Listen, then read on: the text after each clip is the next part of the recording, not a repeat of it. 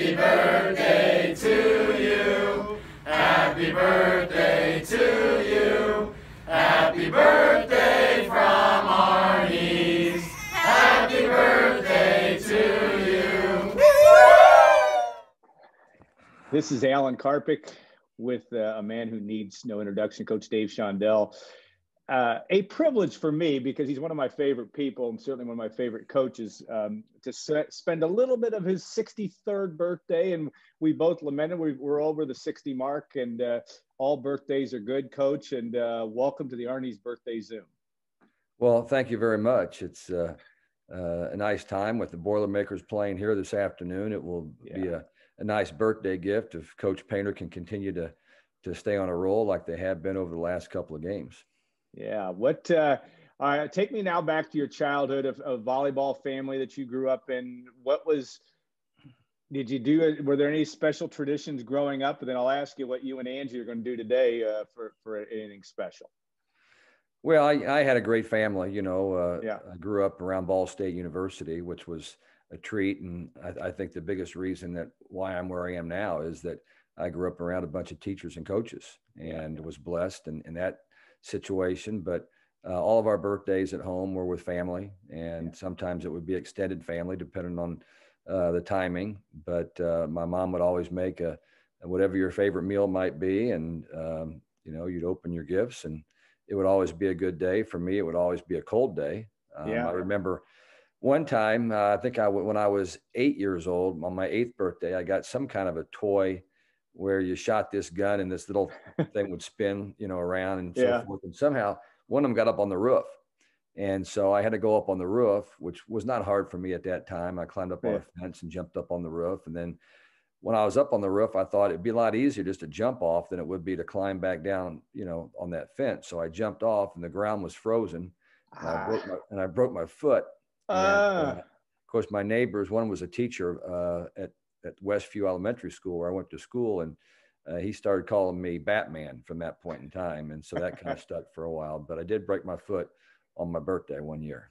8 years, that will not leave your memory bank ever, I think. From that standpoint. All right. So what was your favorite meal? Did you have a favorite meal growing up? I mean, I think it's probably the same as it is right now. It'd be fried chicken.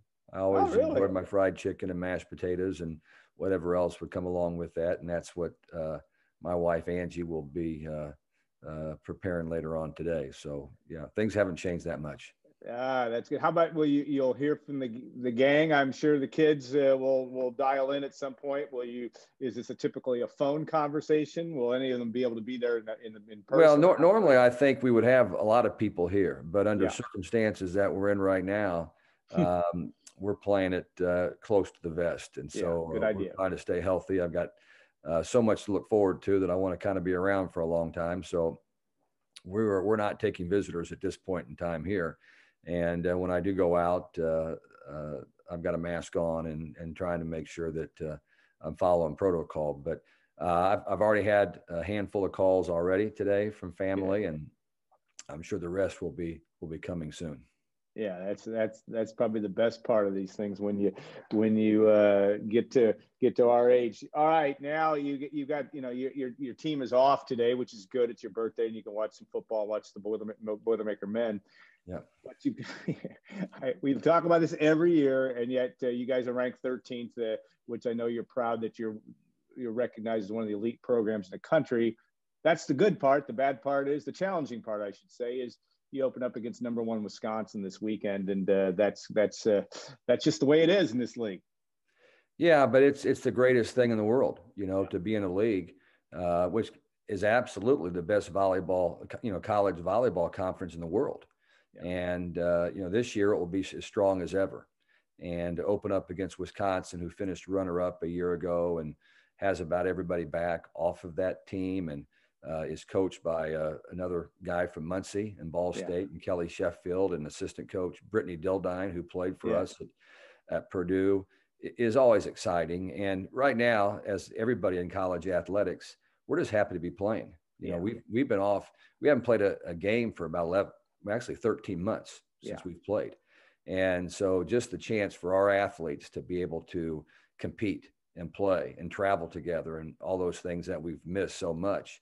will be exciting. And, you just don't know at this point in time, are you going to have your full roster? Or are they going to have their full roster? You anticipate your opponent will always have their full roster, and you hope that you will. But, we have a really good team, and we have several players back from a year ago, and it's as good of a group as I've ever worked with. They're fun to walk into the gym with every day, and the culture is fantastic, and we have high expectations. And you don't know what to expect, but I certainly think that we are rewarding of that ranking, if not more.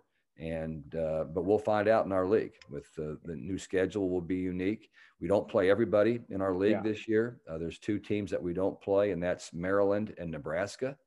But we play everybody else twice, so we'll certainly be tested.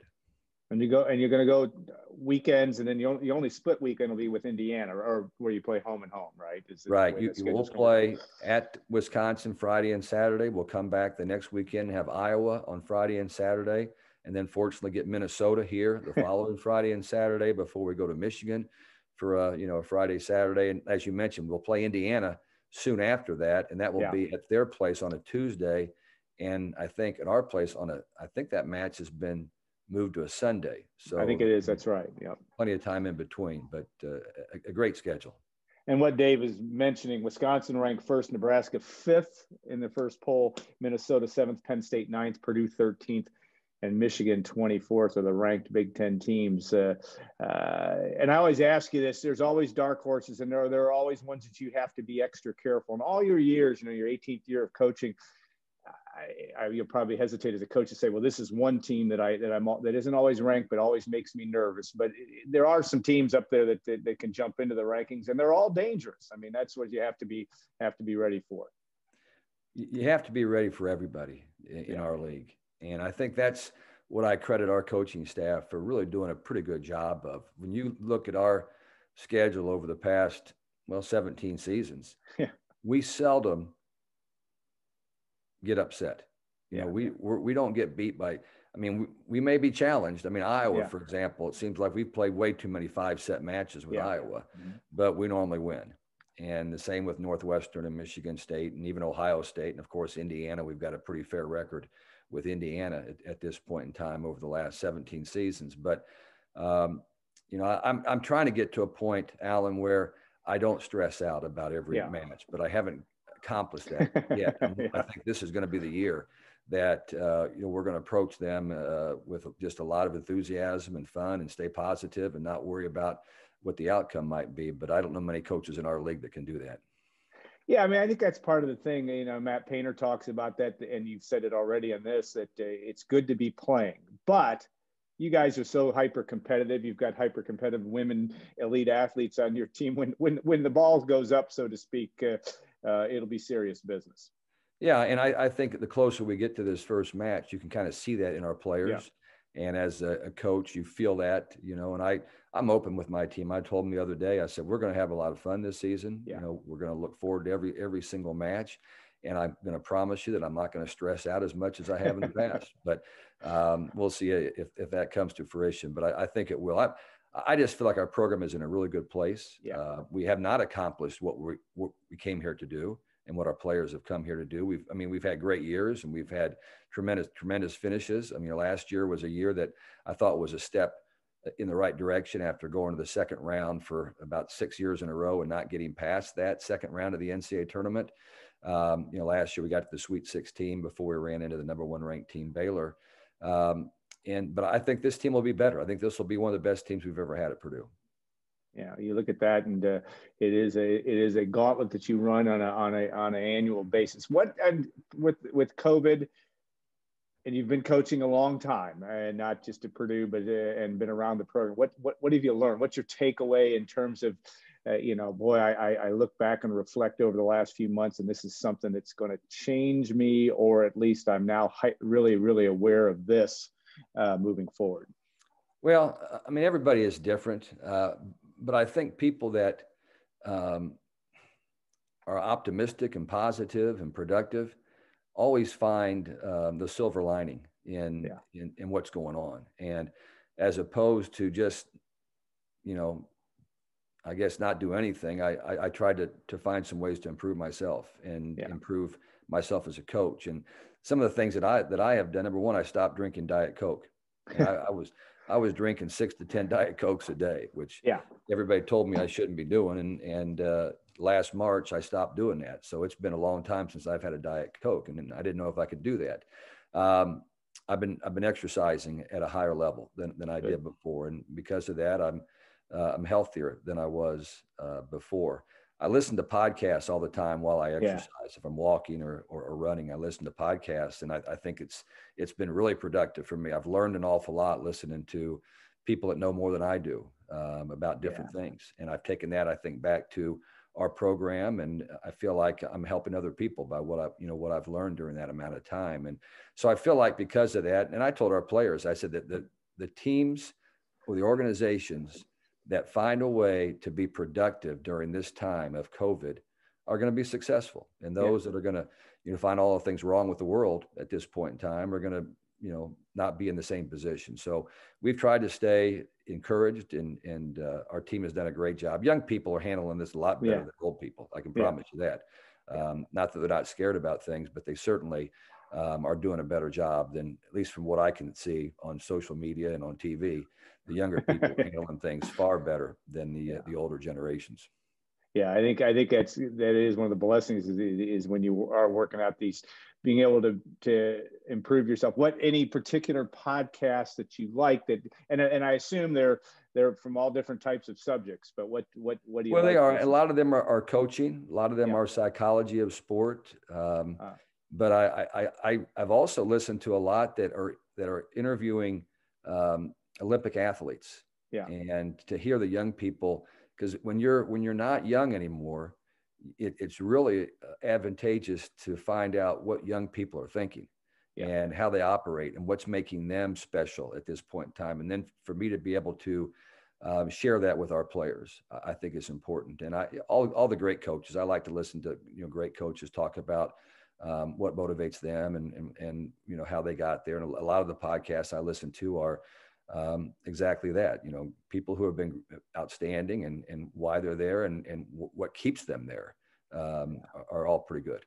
Yeah, absolutely. From that standpoint, what, when you look at your kids, your student athletes' resiliency, we've talked about this over the years, what has changed? What have you learned that you'd want to do a little differently? Because you have the credit to the way you run your program, but you have kids that are excellent students, extremely motivated.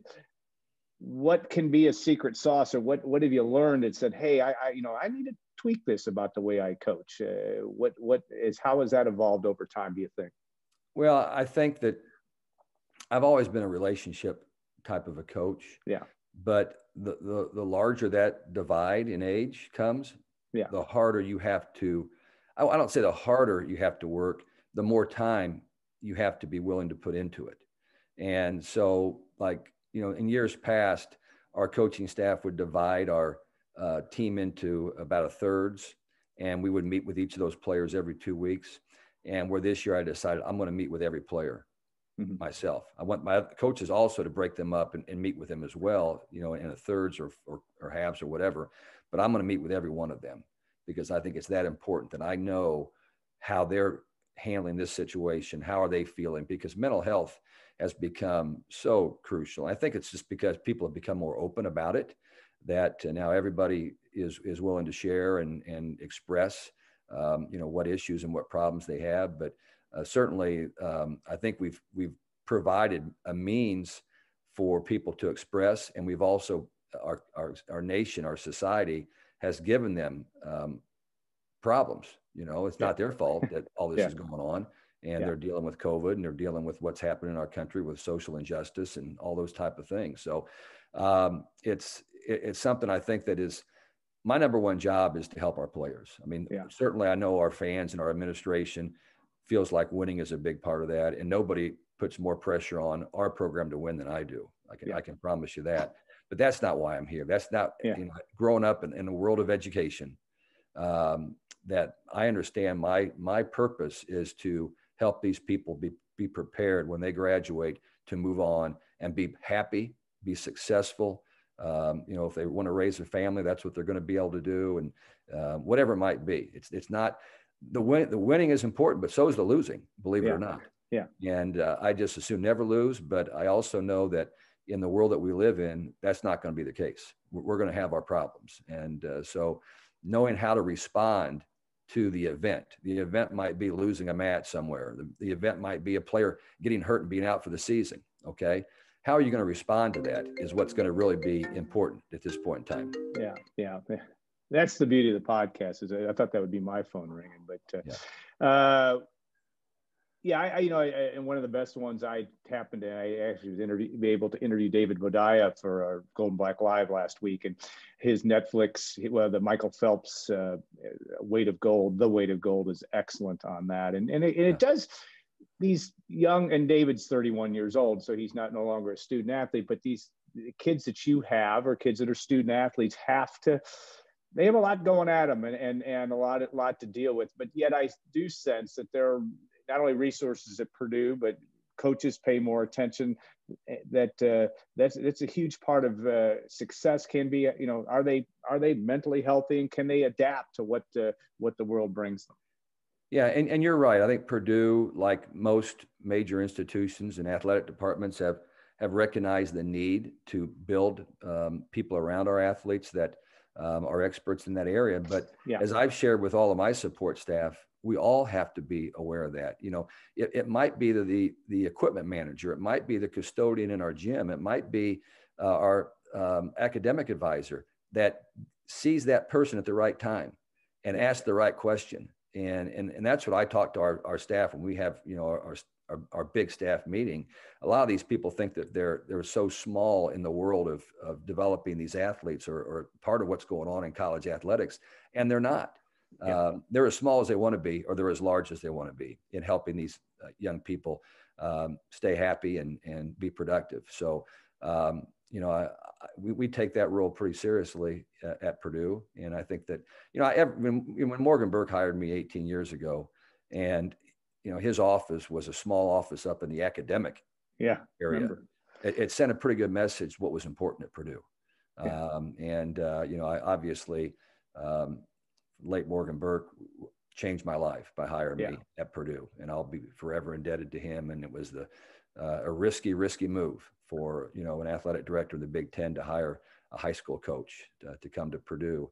But that's another reason I'm driven, is I want to make sure that people don't look at that as a mistake, that they look at that as that was a risky move, but he made a good move. And so I'll always work to keep people feeling like he made a good decision. He did make a good decision. I can promise you that. And still, one of the most difficult things to think is that Morgan's no longer here. I still can't imagine that. And yet, in his legacy, it's interesting when you talk to people like yourself, and obviously you're under very capable leadership now. But Morgan did a lot to help teams cultivate an environment that's not only successful on the court, but successful building student athletes into adults. Well, we were lucky to have Morgan. He certainly cared about our program, and we're lucky now to have Mike Babinski, who is not cut from the same mold as Morgan Burke. They're two totally different people, just like you and I are totally different. But we're lucky. I mean, Mike has gone through such a challenging time. Nobody wants to be an athletics director during this particular time, but he's kept the doors open at Purdue. I mean, and that's all. I mentioned him the other day. I said, just make sure the lights are still on, okay, so that we get through this thing, and at the other side of the year, whenever it happens, that we can get back and get rolling again. Because I think people are going to be crazy about athletics, and it's the same thing about we have that little place over on Lake Freeman. And even though I'm not sure Lake Freeman realizes that there's the COVID's going on right now, from what I've seen over there, but it did shut down a lot. And so I just can't wait to get over there and when this thing is over, and throw some big parties over at Lake Freeman and invite as many people as I can, because I have not seen a lot of people in a long time. So I'm looking forward to that. And same thing with athletics. I know our fans they can't wait to get out and support our programs, and they have, through their wallets, they've helped us stay afloat. But there's no time more important for them right now to help college athletics, whether it's Purdue or anywhere else, because we really need their help. Yeah, you're on the southwest side of Lake Freeman. If you're boating around, you'll see the sign if you look at it. And I do look forward to the day that you can have some fun there. It's a great spot for you and your family and your kids that are around you. All right, a couple more questions because I don't want to overstay my welcome on your birthday. Right. But let's talk about give me some individuals that we really should be watching for, especially, and ones that are going to make it. They're all going to make a difference on your volleyball team. But talk about some of your standouts and ones that need to really step to the fore for you to have the year you want.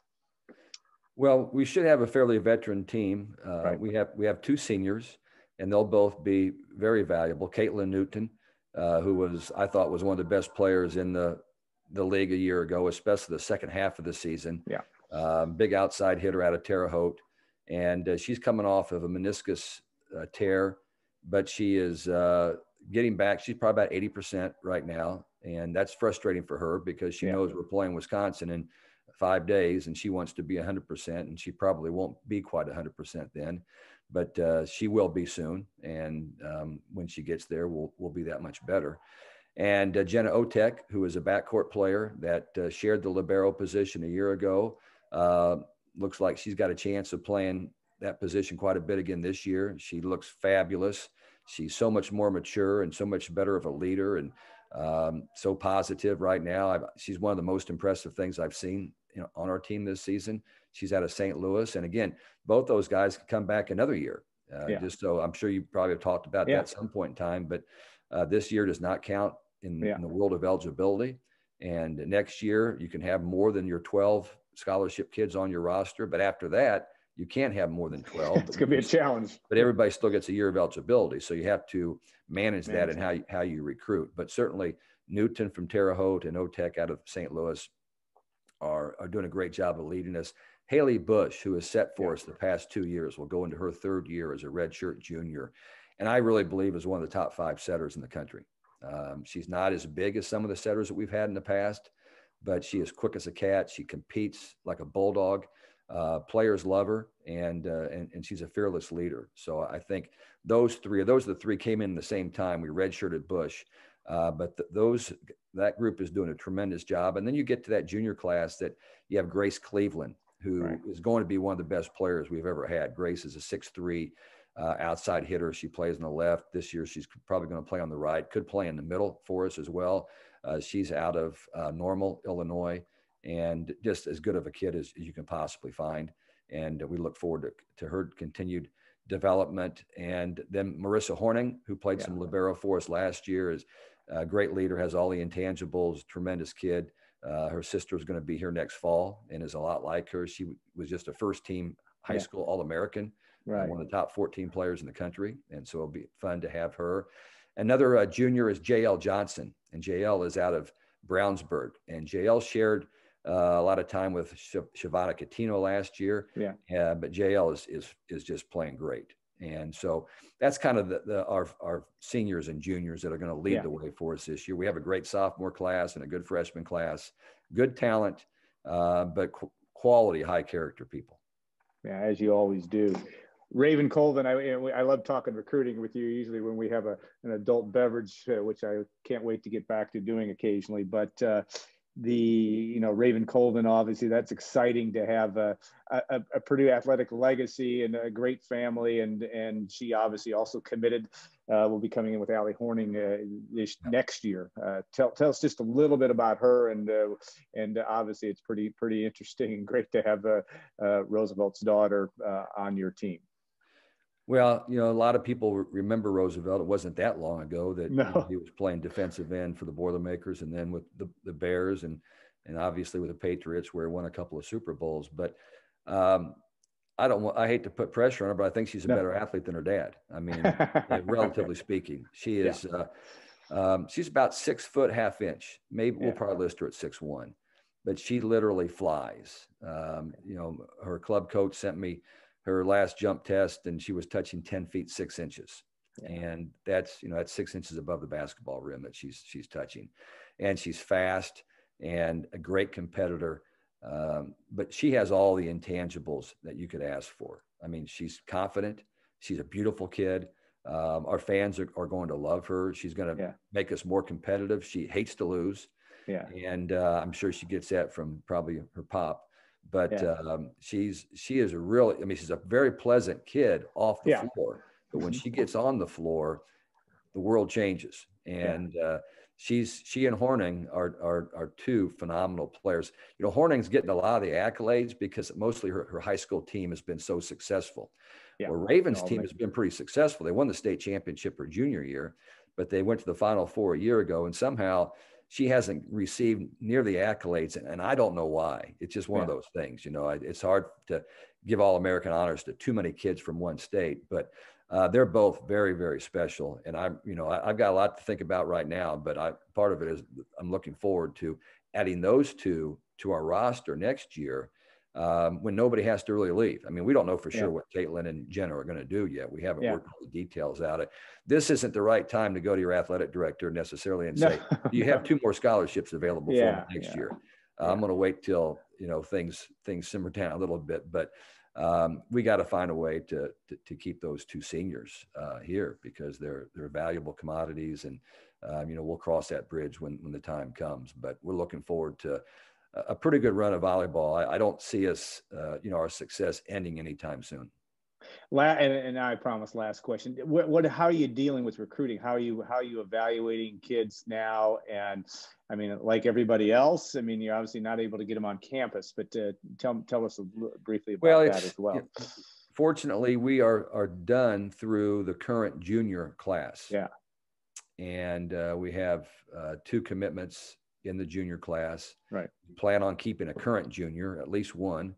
And so we think that we're totally done then with 2022.